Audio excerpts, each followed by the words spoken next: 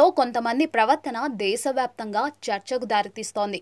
వాళ్ళు చేసే తప్పుడు పనులు నెటిజన్లకు ఆగ్రహం తెప్పిస్తున్నాయి. ఇప్పటివరకు ఢిల్లీ మెట్రో రైళ్లలో అసభ్య ప్రవర్తనల ఘటనలు చూసాం. ఇప్పుడు ఢిల్లీ బస్సుల్లో కూడా ఇలాంటి దృశ్యాలు కామన్ అవుతూ చీచీ అనిపిస్తున్నాయి.